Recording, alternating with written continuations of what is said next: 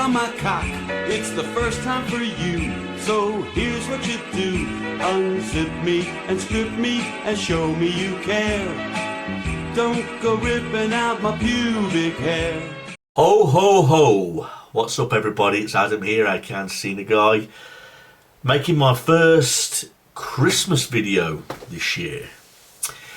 And I was very unsure at the beginning which sort of video I should make, because we're now in Christmas season. I know it's not even December yet, but hell, people are putting up their Christmas trees, Christmas songs on the radio, everyone's getting in that type of Christmas type of mood.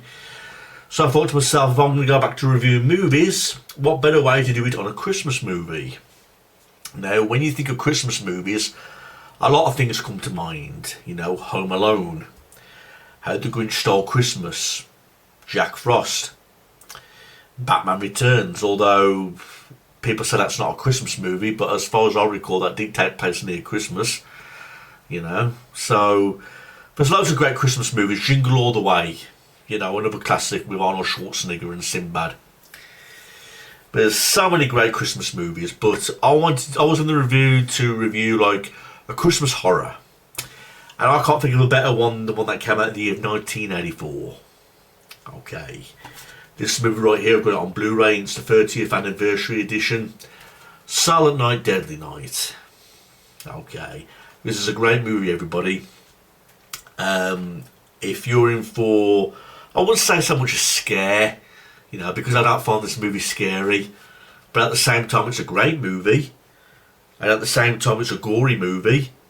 And it's one of those films like where if you like to watch like a little bit of gore and a little bit of suspense, you know, around Christmas time, then this is definitely one to check out. I can't believe they made 5 fucking movies out of this. 5 fucking movies. And the first movie is the only one that's good. I've seen all 5 of them. I used to own all 5 of them, but I got rid of the other 4. No doubt I'll have to re-watch those over again just so I can review them, since I'm beginning the franchise anyway. Fuck me, I'm fucking dreading it. Garbage Day! Who can fucking forget that? That was a Silent Night, Deadly Night Part 2, by the way.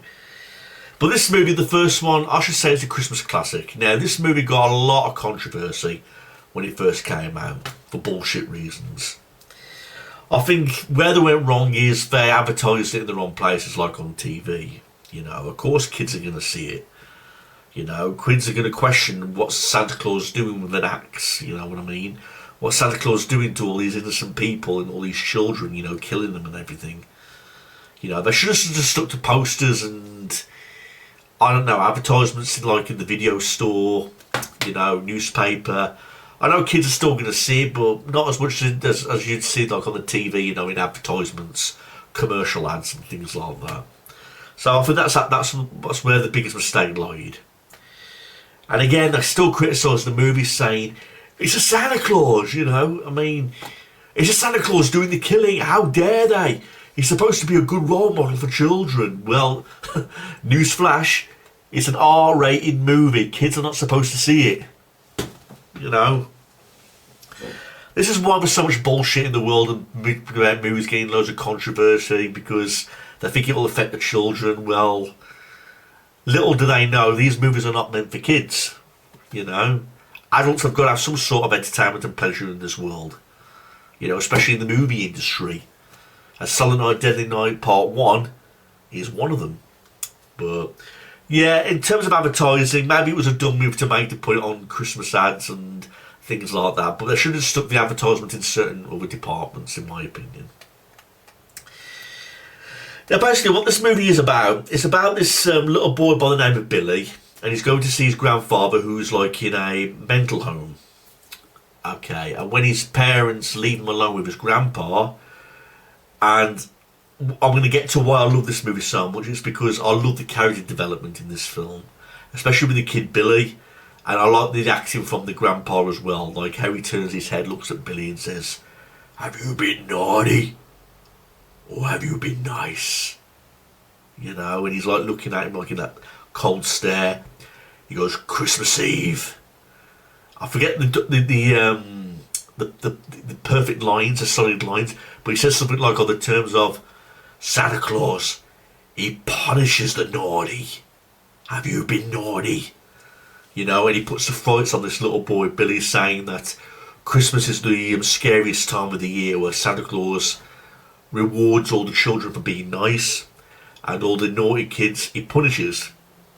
You know, and on the way back from the mental home, he's questioning his parents about this, saying, pay no attention to Grandpa, he's insane, pay no attention to him. And while all this is happening, there's this guy dressed as Santa Claus, and he's robbing this store, this shop. He shoots the guy and steals the money, and then he pulls the car up at the side of the road. And he kills the parents, and he also does an attempted rape on the mother. But Billy manages to get away and hides in a ditch while his little brother is still in the back of the car, but he's only a baby, he can't see or understand what's going on. And he witnesses the brutal killing of his parents done by the Santa Claus. And then some years go by, we learn that Billy is now in this children's home, which is run by these nuns. And there's one nun called Mother Superior who's a total bitch. You know, she punishes the children unnecessary. And there's this other nun who's very friendly, and she understands Billy's past. And she takes a liking into Billy, you know, and she believes in looking after these children because they're all in this orphanage for a reason. And, you know, she feels like it's their duty to look after these children who have been through a difficult time. But Mother Superior, who is the head of the nuns, is very strict, and she's very abusive towards all the kids. Like, she keeps on lashing and spanking all the kids, you know, with whips and belts and all of these other kinds of crazy things. And there's just one evening where near Christmas time where they get a Santa Claus to come and visit all the orphan kids. And of course Billy's freaked out by this. And Mother Superior knows about this. I mean, she knows that Billy has had a bad history with Santa Claus, so why is she forcing Billy to like sit on Santa's knee? Because as a result of this, when Billy goes on this near the Santa Claus, he fucking decks the Santa Claus, punches him, and of course he's being naughty, so he ends up being lashed and tied to the bed. But again, she was a total bitch, and she was one of those characters where you hope that she'd get a comeuppance, but that doesn't happen until Silent Night, Deadly Night Part 2, which I'll get to when I make that review. Okay. And then the movies skip a year later. Now, one thing I want to say about this is back to the character development side of things. I really like the character development with Billy in this. Because usually with these slasher movies, they jump the gun. They don't really pay much attention to the characters. You end up hating the characters because they're so annoying. Or you end up not knowing much about the characters whatsoever. Where the Billy character has been perfectly developed. You know, how he starts off being a kid, where he's freaked out by his grandpa's warning, witnessing the brutality of his parents, the abuse at the orphanage, and now he's much more older, and now he's working in a toy store. And I think to myself, what a place to work at, because what's the most busiest time of the year in a toy store? It's Christmas time, and they get Billy to dress up as Santa Claus to greet all the kids. You know, so I think to myself, is all this done out of stupidity? I mean, didn't they pay any attention to Billy's background? The fact that he had a bad experience with Santa Claus, and now you're making him dress up as his parents' killer to greet all these kids.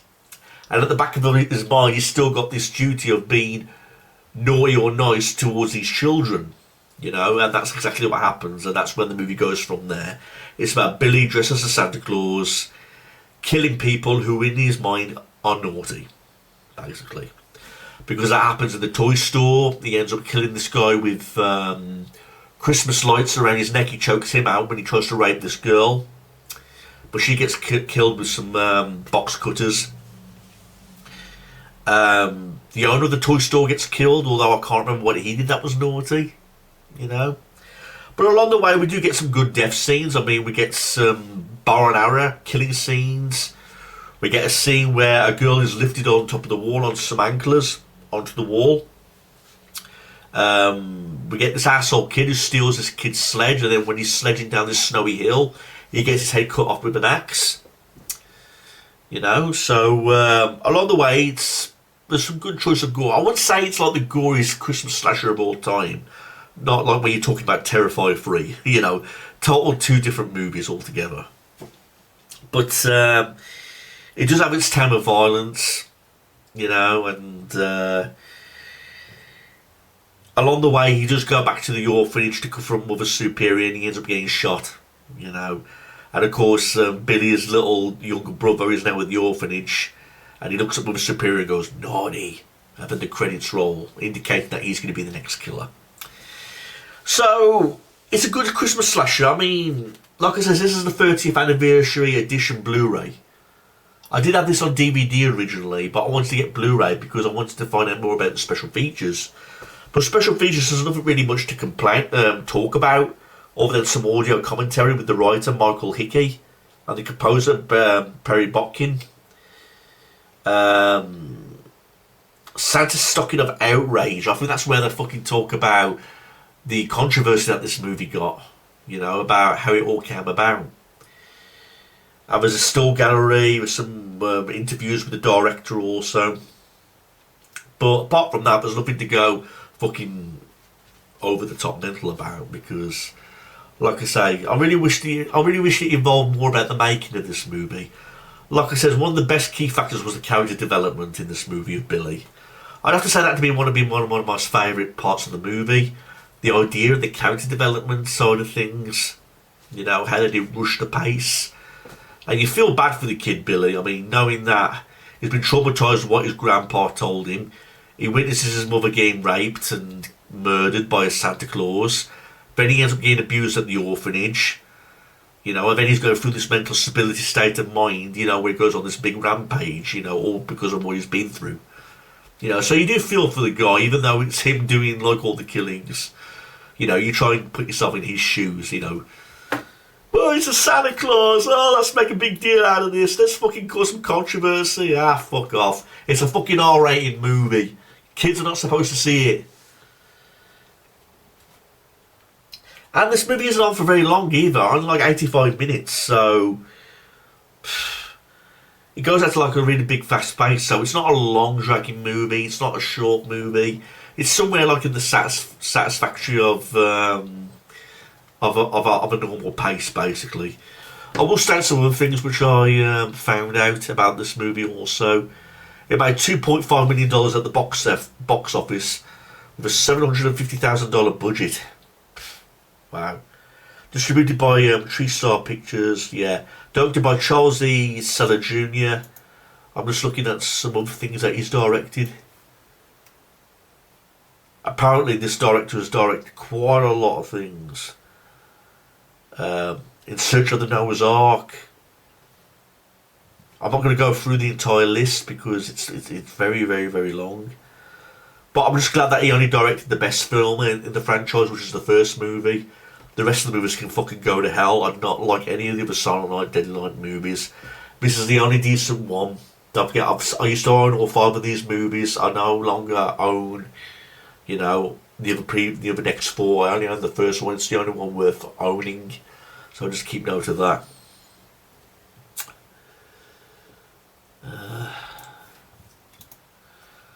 Bear with me now. In terms of cast, I'm not very familiar with what other people have been in. You see, all it seems to talk about here on the fan page is like the massive controversy that this movie had, which is pretty fucking ridiculous. I mean,